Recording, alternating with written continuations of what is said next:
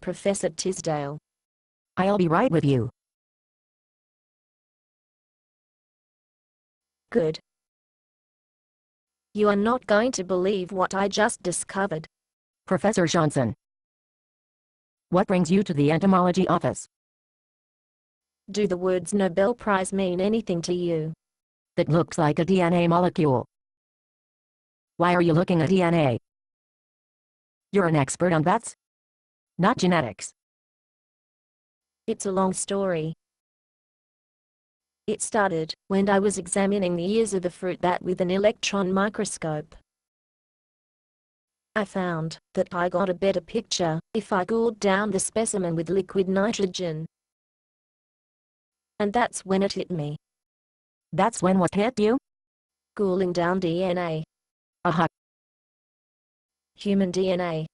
Aha. Isn't it magnificent? Professor Johnson, I'm an entomologist.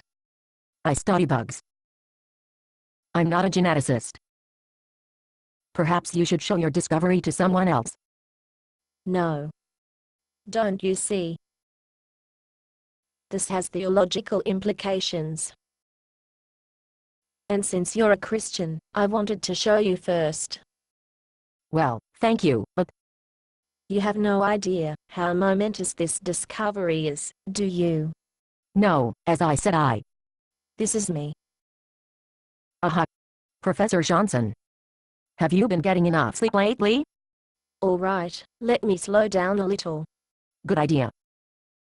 See, I discovered that if human DNA was cooled down to near absolute zero, something amazing happens. Yes.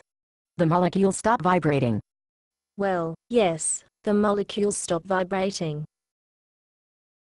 But it's the vibrations that have been covering up an interesting feature in human DNA. Aha. It's kind of like holding your hand behind the blades of a whirling fan. When you try to touch it, the blades of the fan keep you from coming close. I see. I discovered that cooling the DNA specimen to near 0 degrees is like turning off the fan. You can get to parts of the DNA that no one ever knew existed before. Oh, really? Really? Now do you see the Nobel Prize on the horizon? Could be. What part of the DNA did you discover, and what does it have to do with theology? As near as I can tell, what I discovered was spiritual DNA. Spiritual DNA. Incredible, isn't it? Actually, yes it is. What makes you think it's spiritual DNA? Because I found the hidden DNA only on chromosomes number 8 and 9. In terms that a bug collector can understand. Oh, yes, of course. I looked it up, and human chromosomes number 8 and 9 have to do with human behavior. And that means? Well, look. The chromosome on the left is my own DNA, before I accepted Jesus as my personal savior. And the chromosome on the right is DNA from the same cells, after I accepted Jesus as my savior. Do you see a difference? Yes. Yes, it looks like there are several new genes in the second specimen that weren't there before. Professor Johnson, I know enough about genetics to know that a person's DNA doesn't change significantly over his lifetime. Bingo.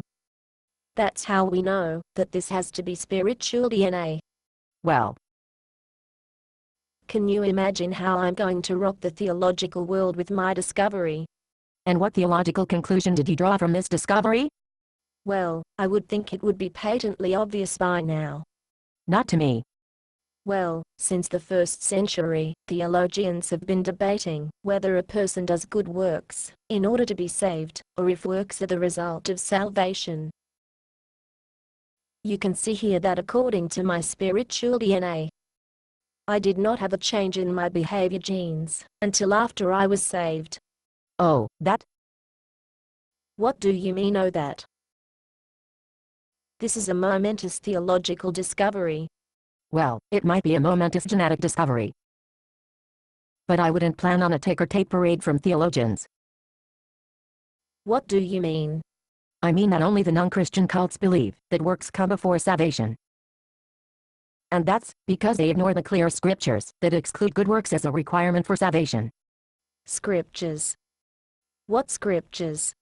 Titus 3 verse 5 He saved us, not because of righteous things we had done, but because of his mercy. Oh. And 1 John 2 verse 29, if you know that he is righteous, you know that everyone who does what is right has been born of him. Oh, yeah. Hey. What? Born of him. You said born of him. Yes. So? So, I may not get a ticker tape parade from theologians, but I still have my discovery of spiritual DNA. And I definitely think I'm in line for a Nobel Prize. I'm not so sure. What do you mean? Look at the names on these printouts. Elizabeth Johnson. That's my name. It's my DNA. And the name on the other picture. Is it your nickname? Fruit bat. Not a word about this to anybody. My lips are sealed, Professor Bat. Based on a play by Bob Snook. Conditions for use: do not sell any part of the script, even if you rewrite it. Pay no royalties, even if you make money from performances. You may reproduce and distribute this script freely, but all copies must contain this copyright statement.